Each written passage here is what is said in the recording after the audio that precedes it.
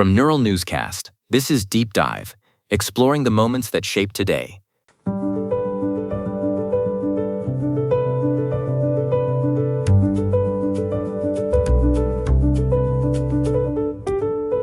Today is July 8th, 2026, and looking back through the lens of history, this date serves as a masterclass in how ideas are disseminated and how systems of power are both built and dismantled. I am Oliver Grant, and we are diving into a series of moments where the theoretical finally met the practical. And I'm Noah Feldman. It is a day that highlights that exact transition. Whether it is a revolutionary document being read to a crowd for the first time, or a new constitution fundamentally changing the labor market, July 8th is about the moments when the ink actually starts to dry on the world we recognize today. The most striking example of that transition happened in 1776. While most of us focus on July 4th as the birth of the United States, it was on July 8th that the Declaration of Independence was given its first public voice. Colonel John Nixon stood in the State House yard in Philadelphia and read the document aloud to a crowd of citizens who had gathered to hear what this new future would actually sound like. It is fascinating to think about the skill set required for that moment, Oliver. Before mass media, the public reading was the primary way to mobilize a workforce and a citizenry. Nixon wasn't just reciting a paper. He was delivering a massive call to action. For many in that crowd, it was the first time they heard that their relationship with the British Crown was fundamentally severed. And that act carried immense personal and political risk. By vocalizing those words in a public square, Nixon was essentially announcing a state of treason against the existing system. It is a classic example of an operational shift, where the old rules are discarded in favor of a new, albeit unproven, framework. The crowd's reaction that day turned a legal document into a social reality. That power of the spoken word and storytelling brings us to our first birthday today. Jean de La Fontaine was born on this day in 1621. He is the French poet who gave us the fables.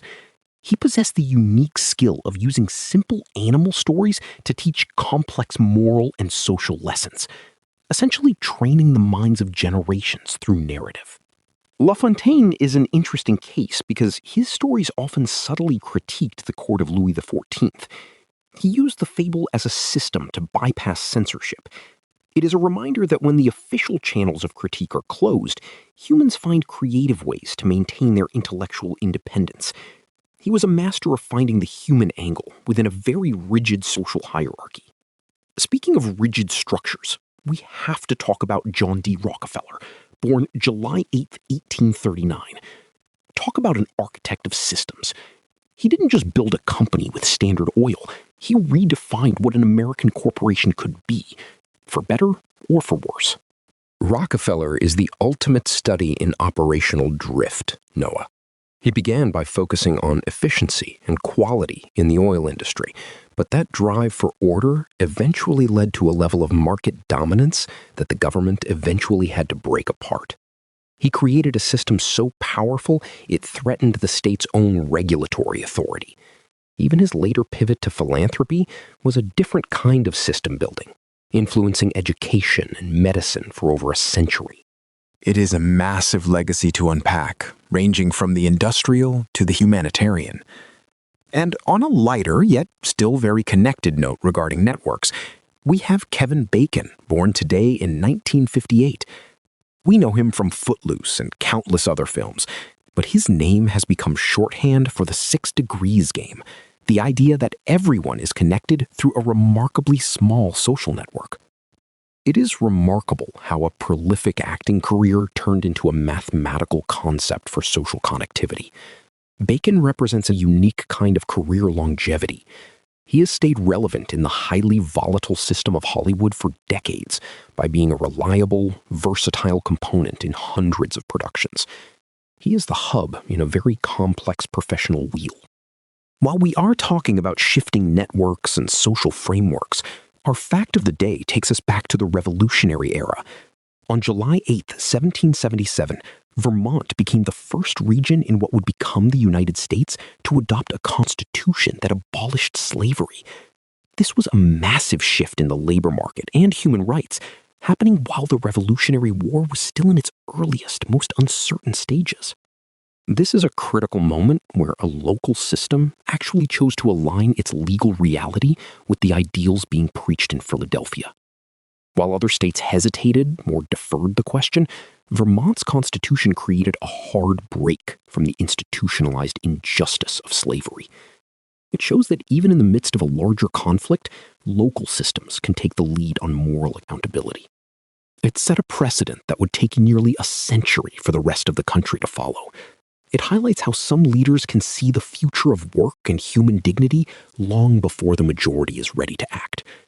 From John Nixon's reading to Vermont's Constitution, July 8th is a day where people stood up and declared that the old way was over. It is a day that reminds us that whether it is through a fable, a business empire, or a new law, the systems we build define the world we inhabit. You can find more of these stories at deepdive.neuralnewscast.com.